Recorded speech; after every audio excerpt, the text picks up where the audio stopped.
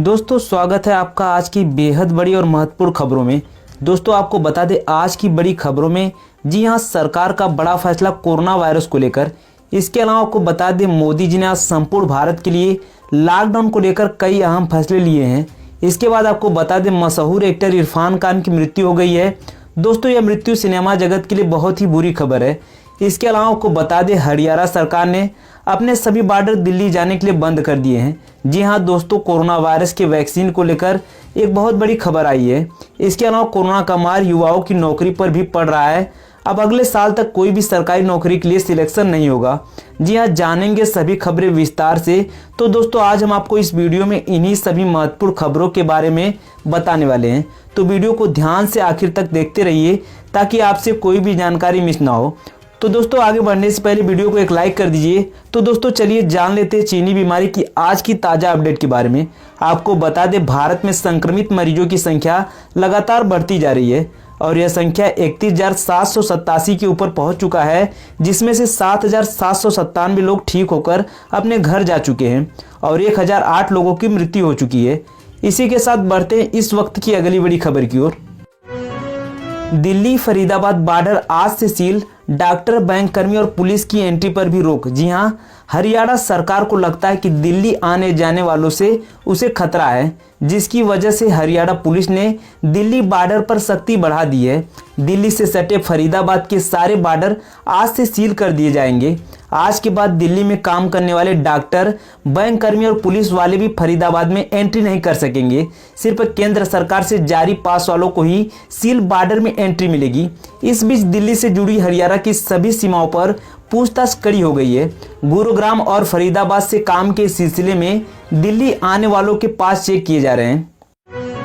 3 राज्यों में हुई कोरोना से 70% मौतें, संक्रमण के मामले भी वहीं से 50%। जी हां, देश के 3 राज्यों महाराष्ट्र में 400, गुजरात में 181 और मध्य प्रदेश में 120 लोगों की कोरोना वायरस के प्रकोप से मौत हो गई है, जो देश भर में कोरोना से हुई मौतों का करीब 70% है। इन राज्यों में संक्रमितों की कुल संख्या 15,449 है, जो कुल संक्रमितों का लगभग 50% है।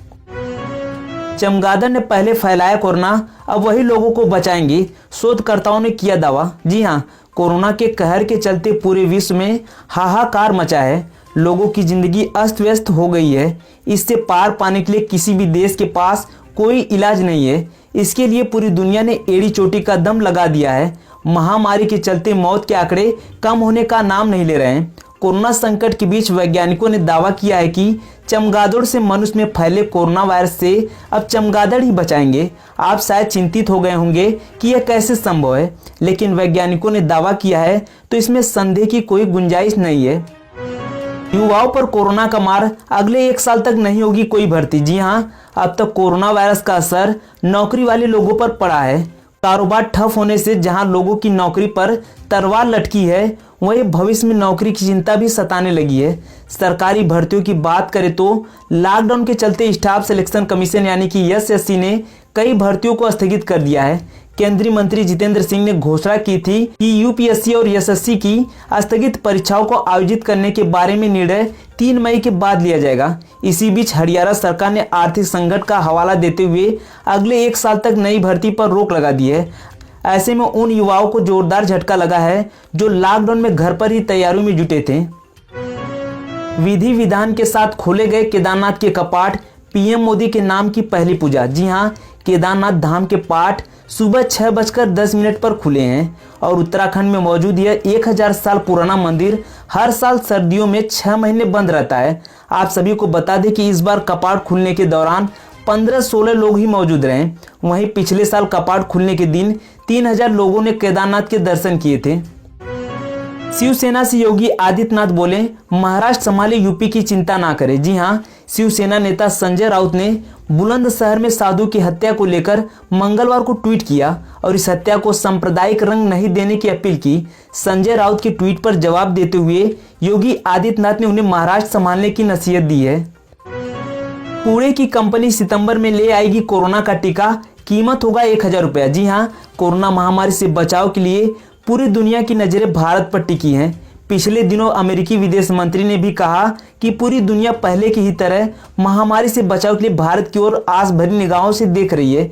इस सब के बीच अच्छी खबर यह है कि भारत में कोरोना का टीका बनाने में जुटी पुणे के सीरम इंस्टीट्यूट ने दावा किया है कि उनका इस महामारी के बचाव को लेकर बनाए गए टीके का पहला चरण सफल रहा है। अगर दूसरा चरण भी सफल हुआ तो हम अक्टूबर तक देश को इसका टीका दे सकते हैं। सीरम इंस्टीट्यूट के सीईओ ने कहा है कि देश में टीका महज 1000 रुपये में मिल सकता है।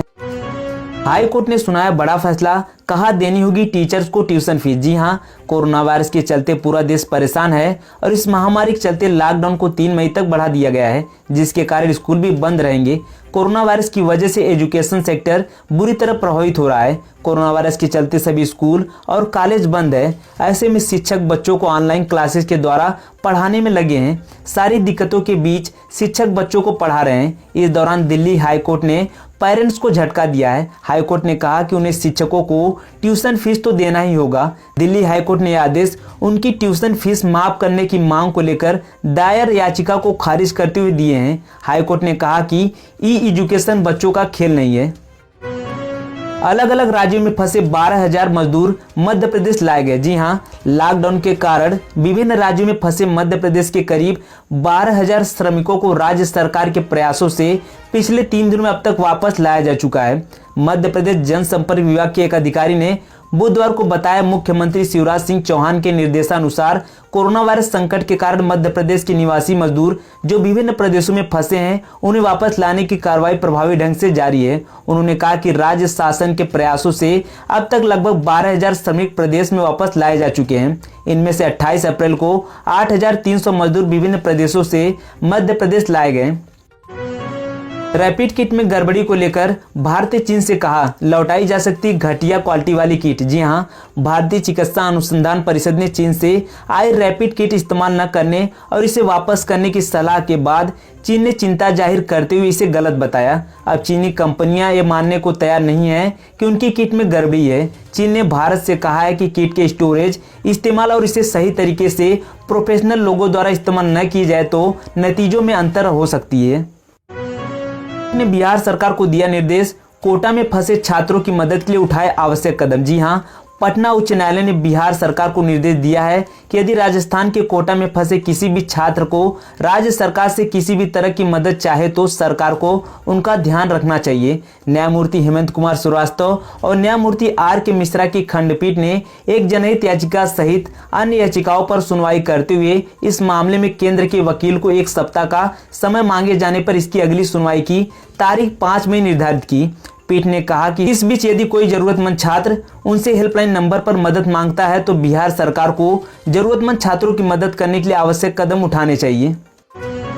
भारत के लिए अमेरिका का बदला रुख, व्हाइट हाउस ने ट्विटर पर पीएम मोदी को किया अनफॉलो। जी हां, अमेरिका की तरफ से भारत सरकार के ट्विटर हैंडल को लेकर बदला रुख सामने आया है। दरअसल व्हाइट हाउस ने भारत की ओर से हाइड्रोक्सीक्लोरोक्विन दवा अमेरिका को देने के बाद 10 अप्रैल को प्रधानमंत्री नरेंद्र मोदी, प्रधानमंत्री कार्यालय, राष्ट्रपति भवन समेत भारत के कुल 6 ट्विटर हैंडल को फॉलो किया था। लेकिन कुछ समय बाद अचानक से व्हाइट हाउस ने इन सभी भारतीय ट्विटर हैंडल को अनफॉलो कर दिया, जिसे लेकर सभी आश्चर्यचकित हैं।